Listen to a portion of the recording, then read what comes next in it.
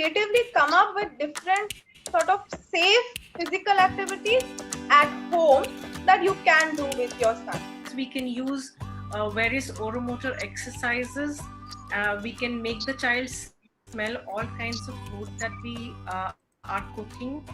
अगर आप ये 1 लीटर पानी में 1 चम्मच डालेंगे, उसे अच्छी तरह से उबाल के रात भर रहने दीजिए, दूसरे दिन छान के बच्चे को वो पानी पिलाइए, तो इससे भूख भी अच्छी बढ़ती है. If you are having fibroids repeatedly and you've already undergone one surgery, it does not mean that you cannot conceive. You can. So the baby weight is, it depends on the weight and build of the mother. So a mother who is small in build, short in height and very thin may have a very low baby weight and still the baby weight would be normal.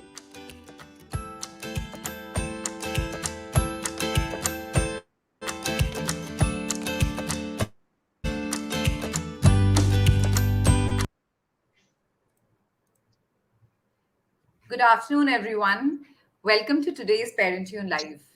The topic for today's live is tooth decay in children, signs, causes, and prevention tips. We're doing this live with pediatric dentist Dr. Saranya K. Thank you, Dr. Saranya, for joining us. Hi. Dr. Saranya, what is tooth decay and what causes it? So tooth decay is something where the bacteria starts growing on the teeth, on the surface of the teeth. It starts destroying the layers, the enamel, and then further on the deeper layers of the teeth, which eventually becomes like a hole on the tooth. So that is basically tooth decay. And how it happens, I think we'll further discuss. Sure. What are the signs of tooth decay in children, Dr. Saranya? So the signs can be, the very, very first sign that you see is generally white spots on the teeth or white lines on the teeth. At this stage, normally parents will not be aware that this is a sign of decay. Only when it starts becoming a hole in the tooth do they come to know that it's decay. But the first thing you look for is white spots or stains on the teeth that can indicate that either there is a decay or there is a risk for decay in that tooth. Thank you, Dr. Saranya. I'll take the first question that comes from Megha Maheshwari. And Megha says, how do we spot tooth decay in toddlers at the initial stage? Initial stage, I'm assuming toddlers, so they have fewer number of teeth. So the easiest and the best time to spot a decay at that age will be when you're brushing the child's tooth or teeth. So when you're brushing the teeth, you can just dry up the tooth with a piece of cotton and you can completely wipe it and see if there are any white lines or white spots on the teeth. At that stage, generally the decay is sort of partially reversible. So if you contact a pediatric dentist at that age, we will tell you what you can do to minimize it or make sure it does not progress further. But the first sign to check at home is to dry the tooth completely with a cloth or with a piece of cotton or gauze or something and look for white spots on the teeth.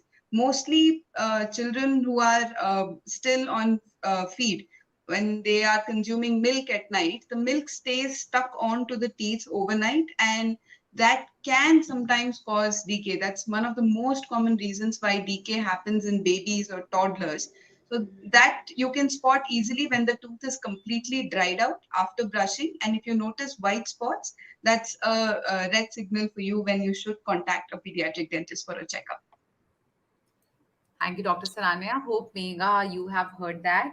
In case you have any more questions, please let us know and we'll take them up. Rashi Jain says, ma'am, my 8-year-old has crowding of teeth.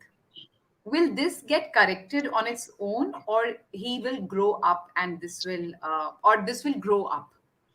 Hi Rashi. So see, 8 years old crowding, I am assuming it is the milk teeth have fallen out and the permanent teeth have come in, and that is what you are seeing as crowding. Sometimes a very mild degree of crowding may be normal, which can correct. But if there is significant amount of crowding, if you see teeth that are two placed in the front, two placed in the back, and then so on and so forth, it's better. It might be an indication that this child is either going to need braces later on, or you can just consult a pediatric dentist, because there's a lot of things we do intermittent when the child is still growing up that can correct these at an early stage if possible, and we can make sure that the crowding gets solved out. And if you correct it at an early stage, you may be able to avoid braces later on, or at least the severity of the braces is going to be lesser. Or you can see crowding, that's what. Sometimes it is normal, sometimes if it is too much. Now, that is a degree that we decide once we see the child. Since I've not seen the child, I cannot completely detail out the treatment plan. Sure. Thank you, Dr. Saranya. Dr. Saranya, we hear a lot about cavity, and it's also a very common problem that we see in children, especially. Could you just elaborate on what is cavity? Yeah, what is it, and why is it so common in young children? Okay. See, cavity, like I said, is basically your tooth structure getting disrupted. Now, every time there is food stuck on the tooth, every time there is a layer of food that remains stuck, or it is not brushed out, or it's not cleaned out very well, the food tends to decay. So it's just like any food that you leave outside on a table. Over a period of time, that is going to rot. Now, imagine the same thing happening on your tooth. So every time you are eating something, be it a child or be it an adult, there is some amount of digestion of the food that happens in the mouth. Every time this digestion happens, there is a little bit of tooth enamel that wears out, but normally in a couple of hours, this restores back to its normal form. But when this process keeps happening and there is not enough time for the tooth to heal, or if the food is stuck on, so in typically children where night brushing does not happen, the food stays stuck onto the teeth for a very long time. Or in children where there is a lot of crowding in between teeth, the food has higher risk of getting stuck in between teeth. Now, when there is so much of contact between food and teeth, the risk for decay increases. So now there is a constant bacterial growth that is happening in that area where food is sitting and rotting. And when this bacterial growth happens, the tooth tends to lose out its minerals. That is when the first stage of decay that I told you, which is the white spots that appear on the teeth. That's just the minerals coming out of the tooth because of the constant bacterial growth and constant acid that is being released in that area for digesting the food that is stuck there. So when this happens, the decay starts. That is your very, very first stage of decay. Now, over a period of time, even after the food is cleared out in that moment, since the decay has already started, it is not automatically going to reverse back without a checkup or without some intervention or without supplementing the tooth with some amount of fluoride or some treatment per se. So if it progresses, the next thing you see is brown stains in between teeth or on the grooves of the biting surface of the back teeth, or even in the front teeth, in between teeth is normally where you see your first signs of decay. Now this white turns to brown, and at the stage at which the child will start telling you that there is an issue is generally when there is a hole in the tooth. Slowly, when the bacterial growth keeps on increasing, so it is a very slow process. It takes a few months for it to reach from the white spot to the brown spot to the hole in the tooth. So when it comes to the hole in the tooth stage, the child is normally going to tell you things like food is getting stuck in my teeth, or when I eat chocolate, I feel some sort of pain. But then again, when the child brushes away the food that is stuck there, there is some amount of relief in the pain. This is generally your first sign. Now, when this worsens is when the child complains that there is pain. The pain stage is normally the last stage of decay. Unfortunately, that is when the parents generally notice it, or when the child comes and tells them is when they take them to the dentist. But that's pretty much the last stage of decay. Initial decay is just because your minerals from the tooth are going out. There is constant bacterial growth happening in that area, which is causing destruction of the tooth. Thank you, Dr. Saranya. That's very well explained. And like you mentioned that when there's a warning sign, that is a time when parents actually see a pediatric dentist, and that's pretty late. So, according to you, when should one see a pediatric dentist? And for children, for toddlers, for babies, at what age should the first visit be with a pediatric dentist? So ideal situation, the first visit should be as soon as the first tooth comes in the mouth. So that can be around 6 months for some children. Some children it can be 1 year. Some children even 1.5 years. It is something you cannot have a definite timeline, but somewhere between 6 months to 1.5 years is when the first tooth comes into the mouth. Ideally, that is the time when you should meet a pediatric dentist. This first appointment, the parent should not panic about it because it is not a treatment visit. It's more so just a visit to check if everything is going in the right direction. Because we advise the parent to start cleaning even the gums of the child even before the first tooth comes in. We advise them to start cleaning the gums every time the child feeds and every time the child sleeps and wakes up. So we just want the mouth to be clean. Now, when the first tooth comes in is when you have to actually start brushing. But then for the parent to understand how to brush, what to use while brushing, it's not an easy task. So we advise that when the first tooth comes in, just take a visit for understanding how and what to use, how to use it, how to prevent decay from happening. So we keep an extended session, which is basically counseling for the parents and just doing the checkup and seeing how what the child's diet is, what is the frequency of snack consumption or all those things, and we just look out and counsel the parents. Ideally, that is the first time, and typically don't wait till the child comes and tells you there is a problem. Basically, that. Thank you. Thank you. And how often should one see a dentist? Ideally, once in 6 months would be great for a child who does not have much decay in the mouth. Once in 6 months. So our the dynamics of the mouth for the child keeps changing very, very quickly. So a child who may not be snacking right now can start snacking 3 months later, and then that can lead to a consequence another 3 months later. So ideally, 6 months is a good spacing for us to keep a tab on what is happening. But if the child is a little more prone to decay, or if there has already been a lot of treatments that have been done in the mouth and the risk for decay is higher, then sometimes we even say 3 months. At the same time, having said that, if the child has no risk for decay and has consecutively shown every 6 months that there is nothing that is going wrong, sometimes we even say that we can have a checkup once in a year. So it depends on how much at risk the child is for decay or any other problems in the mouth. Thank you. Thank you, Dr. Saranya. I'll take Shona's question next. Shona Jain says, my child who's 2 years and 2 months old has cavities in his teeth. Hmm. He has been on bottle feed since birth. He eats more of chocolates and candies. Since these are his temporary teeth, do I need to get treatment done? Yes, absolutely. Yes, you need to get treatment done. So we cannot completely restrict chocolate from a child's diet. That is basically their childhood. So I think it is wrong to say that the child should not eat chocolate at all. Instead, I would prefer we reinforce that every time the child eats chocolate, the child goes and brushes it out or cleans the teeth to make sure that the chocolate is not getting stuck there. As a parent, what we can do is we can minimize the snacking. So instead of giving chocolate at random times, we can give it immediately after a meal as a dessert.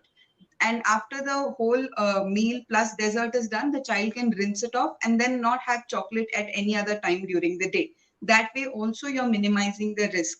Second thing, yes, your milk teeth or your temporary teeth have to be treated because underneath those teeth is where your permanent teeth lie. So the milk teeth don't just serve the purpose of eating. They are also meant to hold the space intact so that your permanent teeth come out in the right place. They are also supposed to serve other functions of guiding the permanent teeth in its right position. So for all these purposes, it is always good to clean up and fill and maintain the milk teeth in its correct position until the permanent teeth come out. Thank you, Dr. Saranya.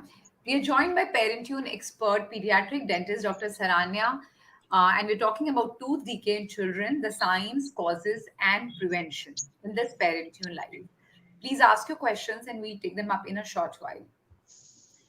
Arulmari Paul Raj says, "Hi doctor, how to make them brush properly?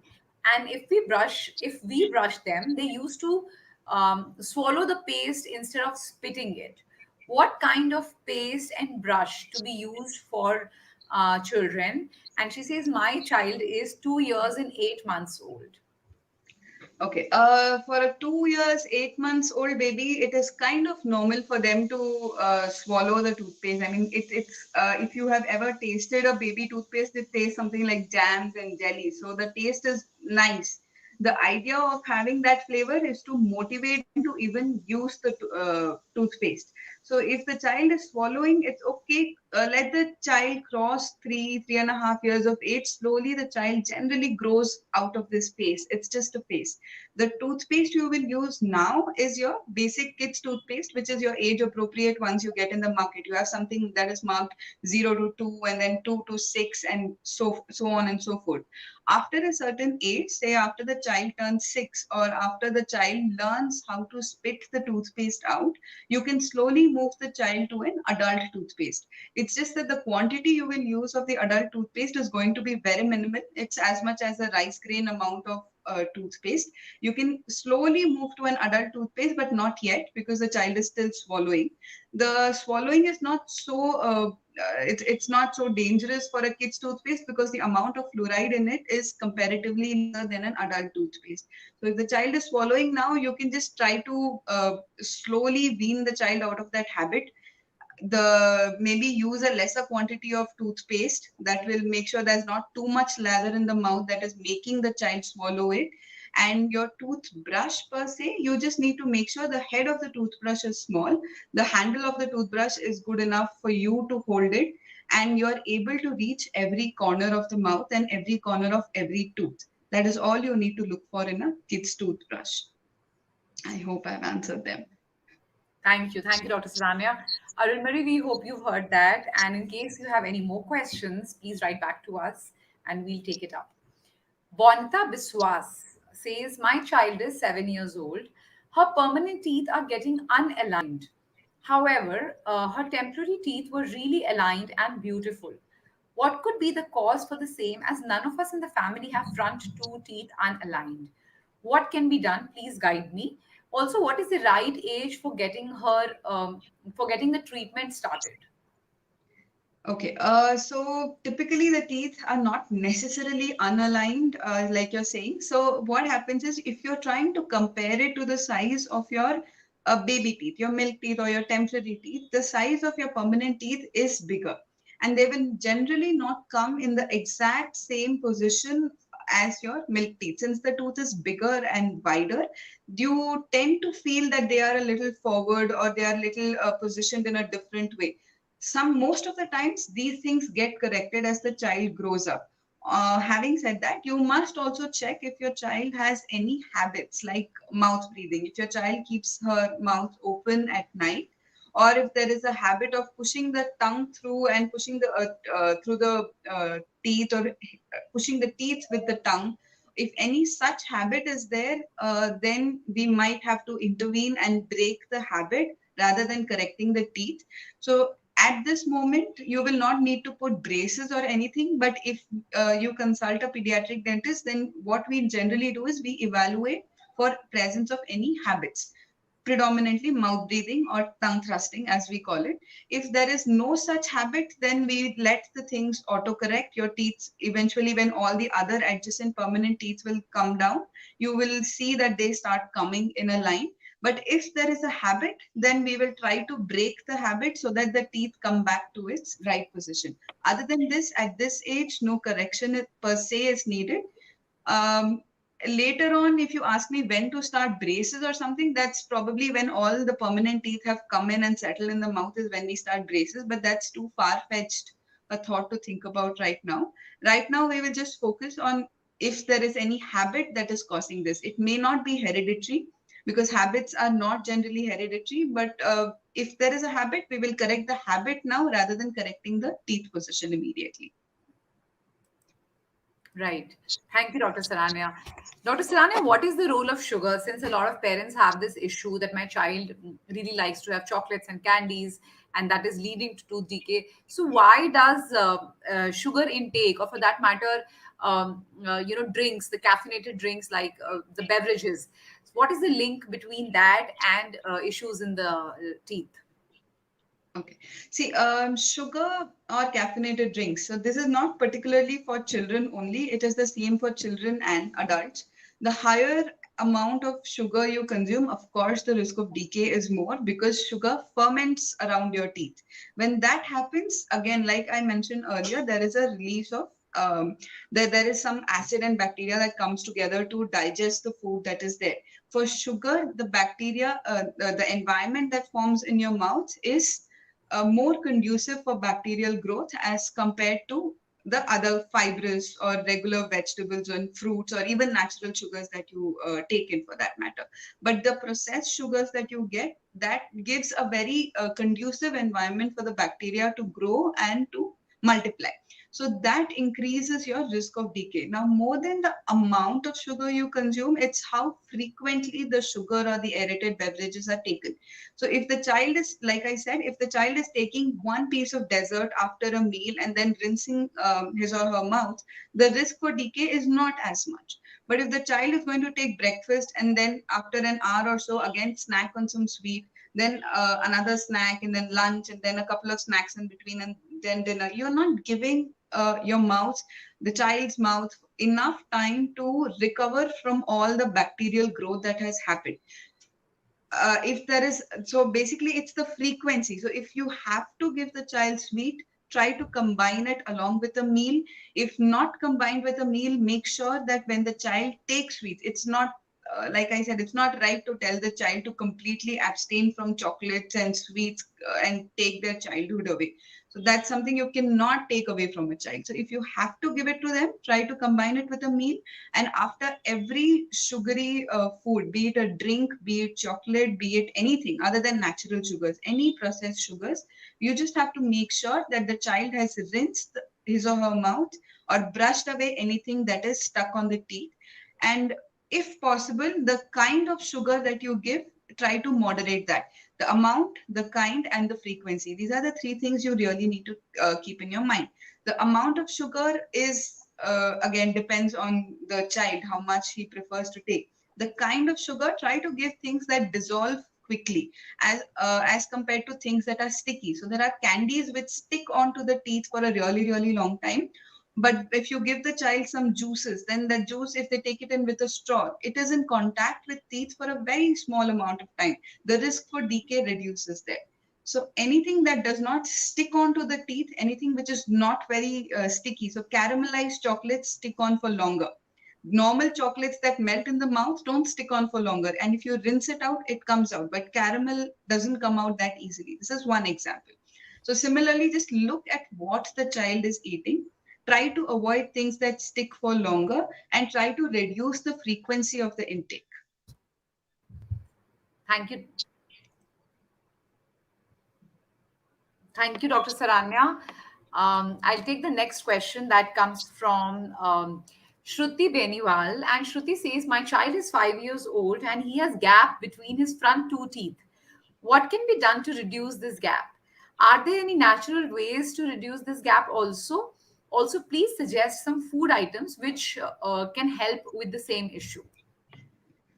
At 5 years of age, Shruti, I would not advise you to do anything. It is a transient gap if it is there. It's probably the permanent teeth that are there above the tooth, that the position of the permanent teeth is causing this gap. Also, if it is a natural gap and it's always been there, it is a good thing that there are gaps in between your milk teeth. Your milk teeth should always have gaps in between because of the simple logical reason that milk teeth are smaller. Your permanent teeth that come out after 7 years of age are bigger. So these gaps come very handy, very useful when the permanent teeth come in. These gaps get utilized by the permanent teeth, and then your permanent teeth come out in proper alignment. The issues that we have with crowding and the issues that we have with tooth coming front or back, that does not happen in children who have milk teeth which are placed sufficiently apart from each other. So if there are gaps at 5 years of age, it is good. Don't try to close it. Don't try to correct it. Let it be. it's there's no natural way to close it. There is no need to do anything for that right now. Thank you. Shruti, we hope you've heard that. Please write back to us in case you have any more questions. Prakash Pandit has a 6-year-old son, and Prakash is asking this question from Pune. Prakash says, my son is in the habit of thumb sucking. He's 6 years old. We have been trying since a long time to get rid of this habit, but it's not really helping. What can be the fallout of this habit? Will it affect his teeth as well? Please suggest some handy tips to get rid of this. Yes, thumb sucking going beyond 3 years of age does have its own repercussions. So what happens is when the thumb goes in the mouth, there is concurrent pressure on your upper front teeth, your lips, and the palate, your upper jaw. So when there is constant pressure there, your upper jaw's development gets hampered. Your upper front teeth can start coming front, especially after 6 years of age when your milk teeth are falling out and your permanent teeth are going to start coming in. If there is a constant pressure, yes, that can cause a problem. Now, treatment wise, what we do is either at home, what you can do, you can give the child to wear some long sleeved clothes at night. First, we have to figure out if what is the root cause, why this is happening. Sometimes finding out the cause, sometimes if the child goes for some counseling to evaluate why the thumb sucking is happening. If is it because of a recent happening at home, some insecurity, or because the child is just plain bored. We have to figure out why it's happening and try to treat that. If that is sorted, the other thing you can do is give the child some long sleeved clothing which go beyond the hand, and you can put a rubber band at the end of the sleeve beyond the hand, so the child does not unconsciously put the finger in the mouth.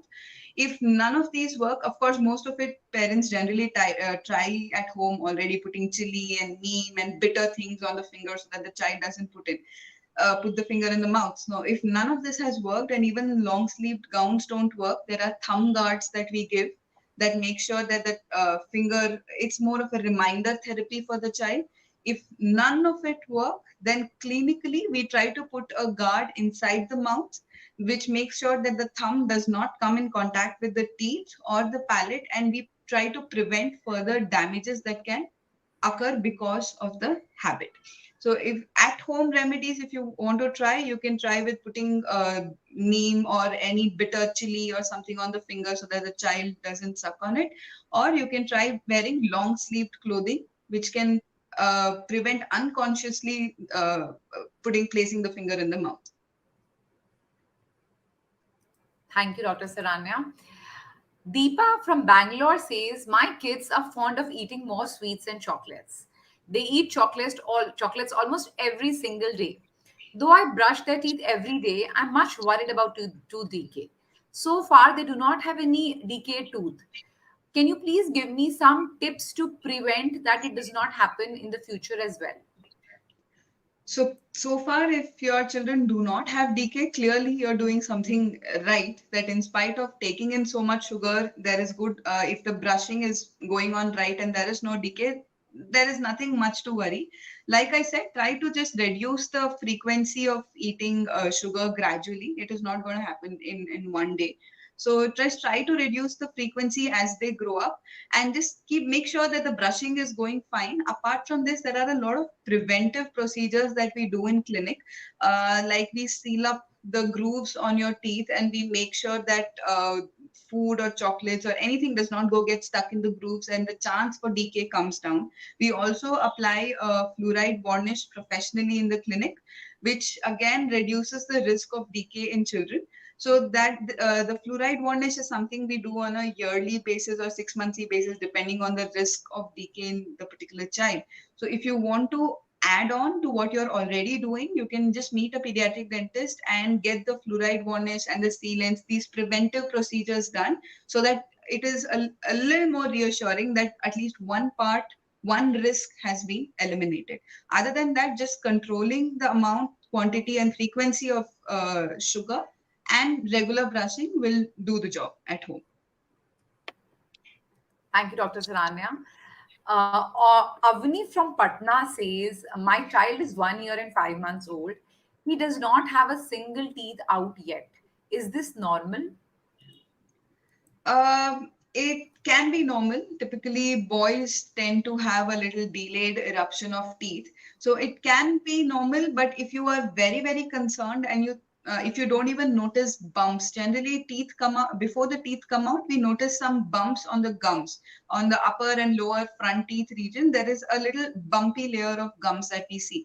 If you don't see that also, and if you're really concerned, what we can do is you can go to a nearby dentist. We can just take a X-ray and just assess if there is anything that is hindering the eruption of the of the tooth. If there is nothing hindering, then probably we will check if there is any deficiencies, any vitamin D deficiencies or anything. If nothing is there, then you can just keep massaging on the gum pads around the upper and lower front teeth region. A simple finger plain, just clean your finger nicely and massage on the gum pads. We are just trying to increase the circulation in that area and stimulating the eruption of teeth. So if you're very, very paranoid, we can just take an X-ray and see and show you the position of the teeth and assess if there is anything that is blocking the eruption. Thank you, Dr. Saranya. Dr. Saranya, how important is brushing twice a day? There is no amount of important, I mean, it's extremely important. That is your one mantra for keeping decay away from your teeth. So brushing in the morning is something that is routine. Everybody does it. Brushing at night is way more important because during the day, at least the child is consuming water. There is a lot of saliva in the mouth when the child is talking. The child keeps rinsing their mouth. So anything that is stuck throughout the day, some way or the other, is cleaned out or flushed out. But at night, when the child is, in case of a toddler, when the child is just drinking milk and falling asleep, or in case of a slightly grown up child also where the night brushing is not happening, the mouth stays dry throughout the night. And when the mouth is dry in that atmosphere, again, the chances of bacteria multiplying is very high. So the risk for decay also increases exponentially at night. During the day, like I said, everything keeps getting flushed out. So there is no food stuck anywhere. So the chances of decay is also lesser. But night brushing, any amount of emphasis on it is not going to be enough. So it is extremely important to brush at night. And sometimes in some kids, we might also advise flossing.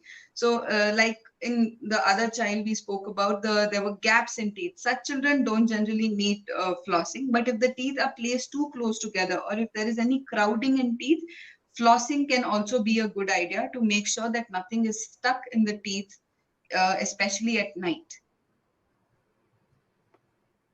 Thank you, Dr. Saranya. I was actually asking the same question. I wanted to ask you how important is flossing, but you've already covered that. Thank you so much. Um, the next question comes from Manisha, and Manisha is asking this from Jaipur. She says, which toothpaste and toothbrush are to be ideally used for a 1-year-old child? Is there a specification in terms of what it should contain, what it should not contain? At 1 year old, it is going to be very difficult. I assume there are hardly 4 or 5 teeth in the mouth at that age.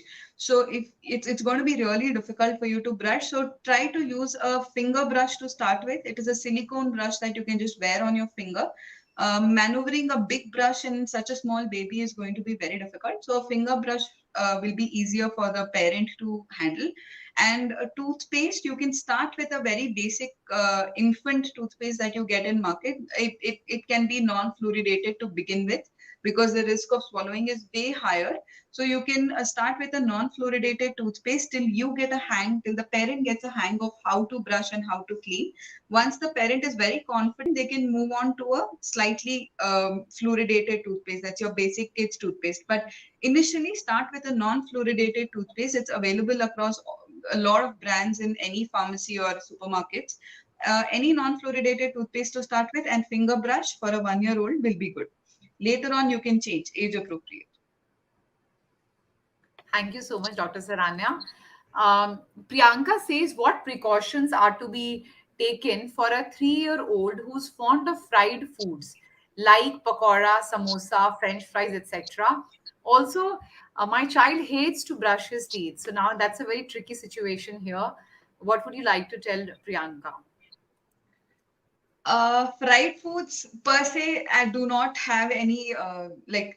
I mean, it's like any other food. So food, anything, even chapati, if it's stuck on the tooth for a very long time, is going to cause decay. It's not that it's fried or it's baked or it's steamed. No, that does not really matter. The mode of cooking does not matter.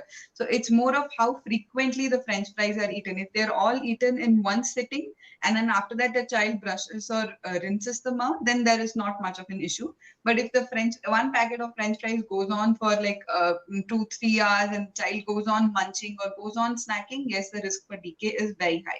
Having said that, it's not just fried food. Even steamed food or even your baked food taken continuously or taken in short intervals of time during the day can cause decay. As for the child not liking brushing, 90% of them do not. It is something that, so it's like if the child doesn't like bathing, we don't stop bathing the child. So it's brushing is as important as bathing. You're cleaning the skin, you clean the teeth as well. So it's a habit that slowly comes on. Maybe you can brush along with your child so that when the child sees you brushing, they get motivated. And of late, there are a lot of cartoon-based videos that are there on YouTube that play music, which even have a timer of 2 minutes.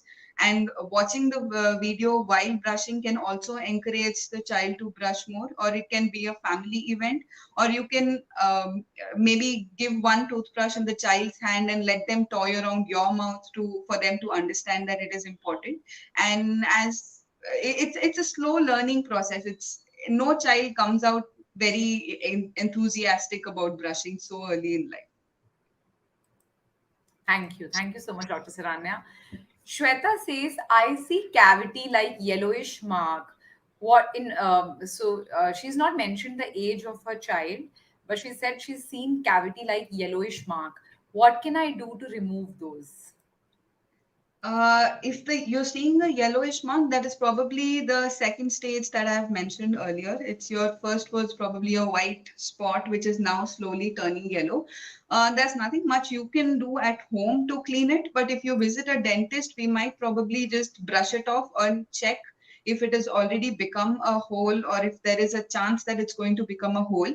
There are things we can do clinically. We can either brush off the stain or we can clean it up, put a cement there and cover it up, or something of that sort. But at home, there is not much you can do other than just make sure that there is no food stuck around the yellow spot till the time you can get to a dentist. Brush it, keep it clean, and then see a dentist. Only your dentist will be able to fix it. Thank you, Dr. Saranya. Neha from Mumbai says, can you please suggest some simple tips for dental care for a 6-year-old child? Okay, so at 6 years old, at home dental care comes down to the same basic thing, which is brushing. The child is still not going to be able to brush on their own. At least it has to be supervised. Try and make sure that the parent is brushing for the child. The child is doing probably will be doing a great job at mimicking the parents' brushing activities. They know the brush goes in the mouth, it's supposed to lather, and then we are supposed to spit. But to maneuver a brush inside the mouth, taking it to every nook and corner is not going to be an easy task for a 6-year-old. So preferably the parent should take care of the oral hygiene practices. Second thing you want to look at, when the child is 6, the permanent teeth start coming into the mouth. And those permanent teeth not necessarily are the front teeth that come after the milk teeth fall off. Right at the back, behind the existing milk teeth, you see some permanent teeth, a new teeth coming out. Those are your permanent teeth. And when those come out, there is a layer of gum covering that is there. Chances of food getting stuck in that area is also higher. So now at 6, the hygiene has to be very, very good, because our target is not just the milk teeth. We are also trying to protect the permanent teeth that are just freshly coming into the mouth. So once they have come out, you can just visit a pediatric dentist. We will start doing the preventive procedure. It is at that age that we start doing things like sealing up the grooves on the teeth, start doing fluoride varnishes on the teeth, repeat the varnishes every year so that the decay process never starts in the first place. Thank you so much, Doctor. Thank you so much for answering that. The next question comes from Purni, who says, my daughter often has this issue of swollen gums. She has this habit of biting nails. She's 9 years old. Please guide what should I do. Also, give some tips to make her stop her nail biting habit. Nail biting, probably just trim the nails and keep it. See, nail biting, if the nails are going and poking on the gums continuously, that can also cause gum inflammation. Or if there is any, just get the teeth checked for any plaque or calculus or tartar that is stuck near the teeth, which is causing the inflammation of the gums. Generally, a round of cleaning of the gums, that will bring down all the bleeding and inflammation and the swelling. Sometimes the swelling can also happen as a secondary reaction to some of the medications if the child is on any other kind of medications. So just show it. If needed, we will ask for a medical history and take any details that we need from you. But mostly it is usually just because of plaque and tartar that accumulates around the gums. And once that gets cleaned out, the swelling in the gums might come down. So without a clinical assessment and checking in the clinic, I cannot give you any specific treatment plan for that. Brushing will help you. Brush and a little amount of bleeding while brushing if the gums are swollen is normal, but that should not stop you from brushing further. Just make sure you're brushing well, keeping the gums as clean as you possibly can. When you come to nail biting, it's probably boredom or stress related. We have to again figure out why it is happening. Nothing clinically is going to make the child stop. All you can do is trim the nails frequently, make sure it is always clean so that no infection gets carried into the mouth and then into the body. And like you do with thumb sucking, try to make them wear mittens or gloves or something when you see that the child can, like, mostly if you think the child is only biting nails when she's watching TV or something, at that time probably give the child some gloves or mittens to wear so that they stay distracted, or they are conscious that they should not be biting their nails and they are aware of when to do what. Thank you, Dr. Saranya. Megha says, my son sleeps with his mouth open. What can I do about that? Sleeping with mouth open is not acceptable at any age, be it child or adult. For an infant, yes, sometimes it is kind of normal, but just try to make sure that you are slightly closing the jaw. Now, it again depends on what age the child is at. Sleeping with mouth open can be in an older child, it can be a consequence of recurrent throat infection or tonsils or any blockage in the nose. Only when there is something that is blocking the normal breathing or the normal airway of the child will the child try to open and breathe from the mouth. If there is nothing blocking, then it's probably just a habit. And we give, if depending on the age of the child, the treatment will vary. If it's an infant, we generally don't treat anything. You can just consciously try to close the mouth back. If it is an older child, when the teeth have already erupted and we see some changes in the jaw structure because of this habit, then we might intervene and give some corrective things so that the habit stops. Or sometimes it might even need an ENT evaluation. I don't know the age of this child, so I cannot answer very specifically. Right. Thank you so much, Dr. Saranya. Dr. Saranya, what are the early signs of dental trouble? Dental trouble is a very vast topic. So early signs of which dental trouble are you trying to look at? You could focus on tooth decay itself. Tooth decay early signs. First thing, the early signs is something only a parent can catch while they are brushing the child's tooth. That's the time when you will notice if there is any stain or hole or anything. Early signs, if the parent notices, are these, but mostly what I see in my practice is they come when the child is complaining that there is food stuck in my tooth, or when I eat chocolate, I suddenly get pain, but when I brush it off, the pain goes away. Or the worst case is when the child suddenly wakes up with pain at night, or they wake up in the morning and they say they have had tooth pain all night. Now, at that stage, that means the cavity has gone really deep, and the treatment is also going to be according to that. That child might need a root canal or child might need a tooth removal, depends. So early, if the child is coming to you, that means there is already a hole in the tooth and it has to be treated by us. If the parent is noticing it, then if the parent looks and checks and finds a white spot or something, good brushing, good toothpaste will take care of most of it. Or maybe we give a few adjunct of tooth creams that we recommend after brushing at night, depending on the situation we clinically prescribe. So all these home care techniques will take care of early signs till it is just on the stain stage. Once there is a ditch, it cannot be taken care of at home. Right. Thank you so much. Also, are dental x-rays safe and needed in some cases? Absolutely.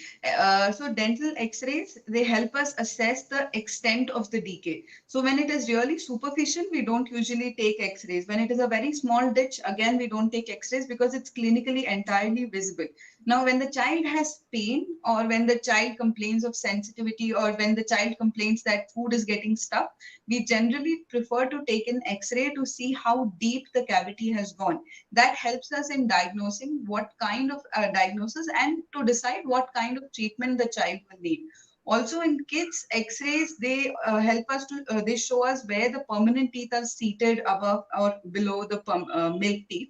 So it kind of gives us a whole picture of the diagnosis and what kind of treatment plan the child is going to need.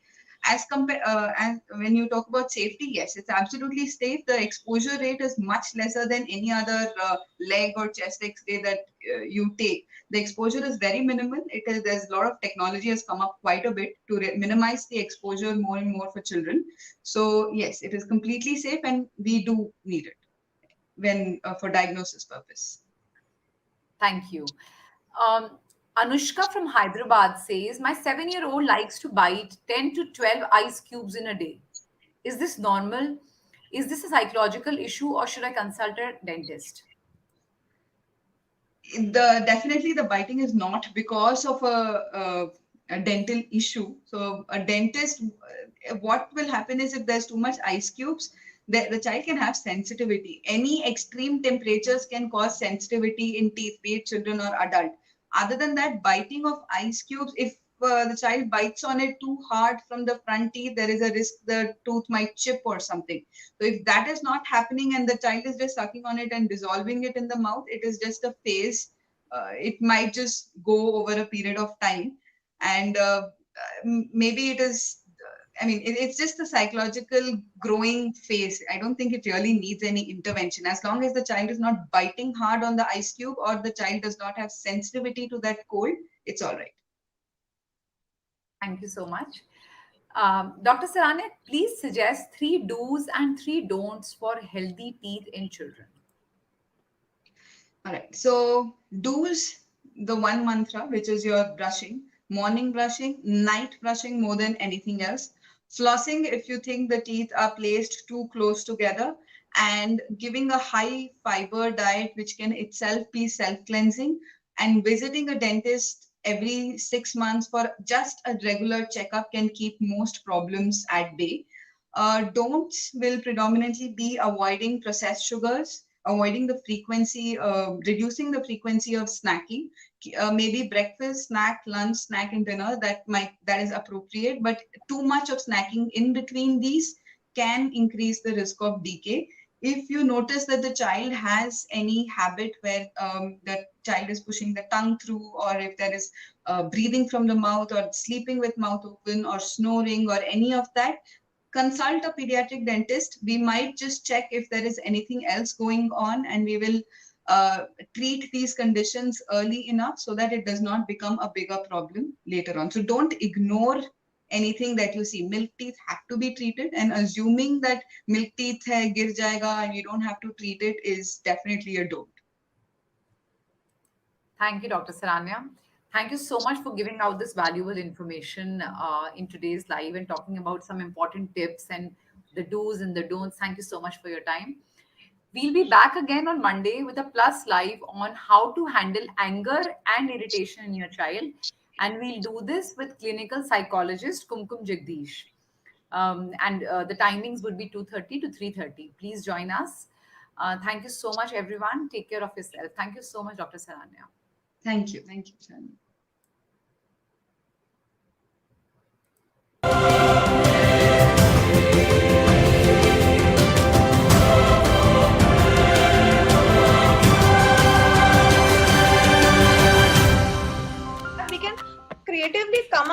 different sort of safe physical activities at home that you can do with your son. We can use various oromotor exercises. We can make the child smell all kinds of food that we are cooking. अगर आप ये 1 litre पानी में 1 चम्मच डालेंगे, उसे अच्छी तरह से उबाल के रात भर रहने दीजिए, दूसरे दिन छान के बच्चे को वो पानी पिलाइए, तो इससे भूख भी अच्छी बढ़ती है. If you are having fibroids repeatedly and you've already undergone one surgery, it does not mean that you cannot conceive. You can. So the baby weight is, it